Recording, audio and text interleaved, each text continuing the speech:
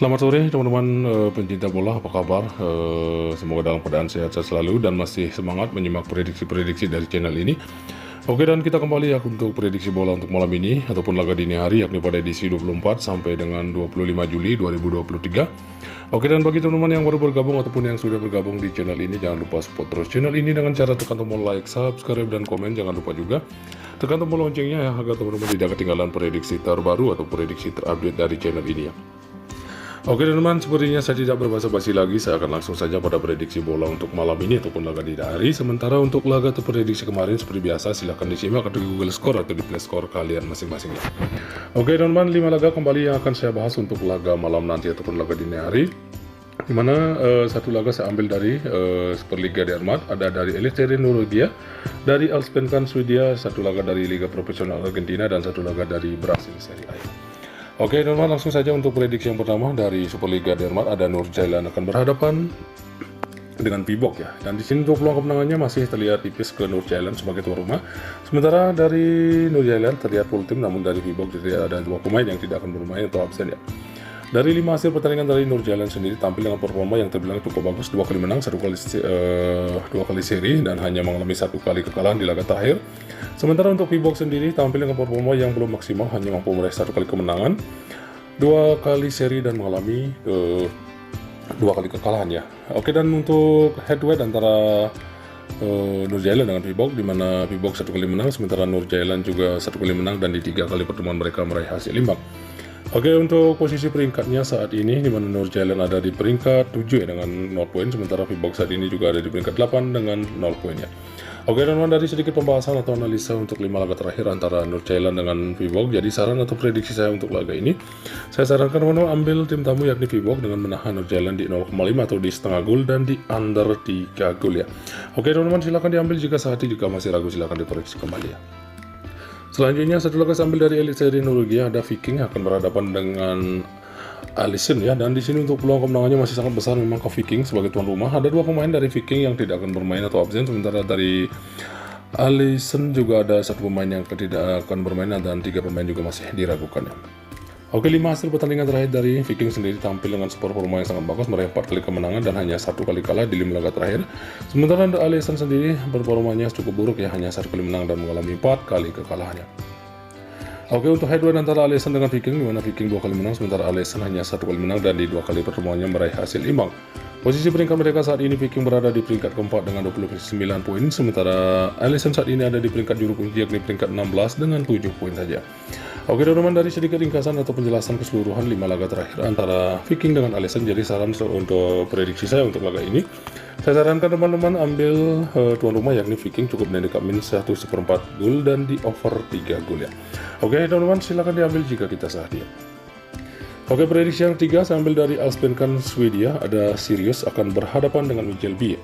Oke, di sini peluang kemenangannya masih tipis ke tuan rumah yakni Sirius ya. Sementara ada 4 pemain dari Sirius yang tidak akan bermain atau absen, sementara dari tim tamu Midtjylland juga ada 4 pemain yang akan absen ya. 5 hasil pertandingan terakhir dari Sirius sendiri tampil terbilang dengan performa yang cukup bagus, meraih 2 kali kemenangan dan namun juga mengalami 3 kali kekalahan beruntun ya. Sementara untuk Midtjylland sendiri tampil juga terbilang performanya cukup bagus, 2 kali menang, 1 kali seri juga, namun mengalami juga 2 kali kekalahan. Oke, untuk head to head antara Midtjylland dengan Sirius, mana Midtjylland meraih 4 kali kemenangan, sementara Sirius hanya 1 kali menang di 5 kali pertemuannya. Posisi peringkatnya saat ini Midtjylland ada di peringkat 10 dengan 19 poin, sementara Sirius ada di peringkat 12 dengan 17 poin ya. Oke teman-teman, dari sedikit analisa atau pembahasan kita untuk 5 laga terakhir antara Sirius dengan Midtjylland, jadi saran atau prediksi saya untuk laga ini, saya sarankan teman-teman ambil tim tamu yakni Midtjylland dengan menahan Sirius di 0,5 atau di setengah gol dan di under 2/3 atau hampir 3 gol ya.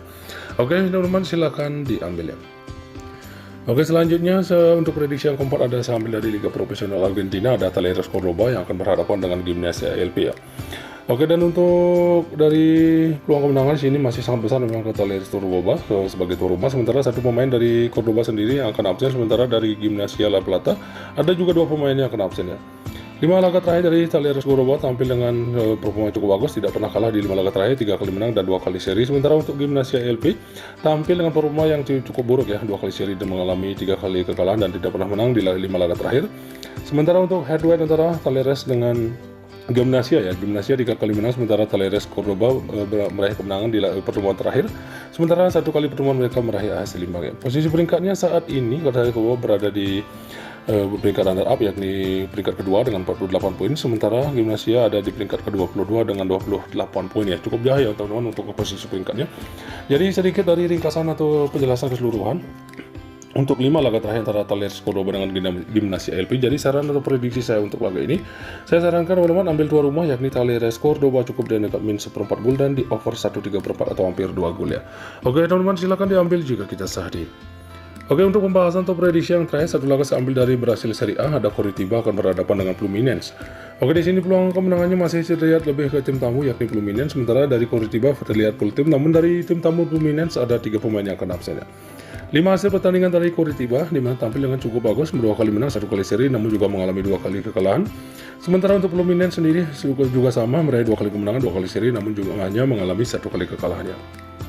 Oke, untuk head-to-head antara Fluminense dengan Coritiba, Fluminense 2 kali menang, Coritiba 1 kali menang, dan di 2 kali pertemuannya meraih hasil imbang. Posisi peringkat saat ini Fluminense ada di peringkat 7 dengan 25 poin, sementara Coritiba saat ini berada di peringkat bawah, yakni di peringkat 18 dengan 11 poinnya. Oke teman-teman, dari sedikit ringkasan atau penjelasan keseluruhan 5 laga terakhir, begitu untuk head-to-head kedua tim. Jadi saran atau prediksi saya untuk laga ini, saya sarankan teman-teman ambil tim tamu, yakni Fluminense cukup di dekat min 0,5 atau di setengah gol dan di over 2 gol ya. Oke teman-teman, silahkan diambil jika sahdi, jika masih ragu silahkan dikoreksi kembali ya.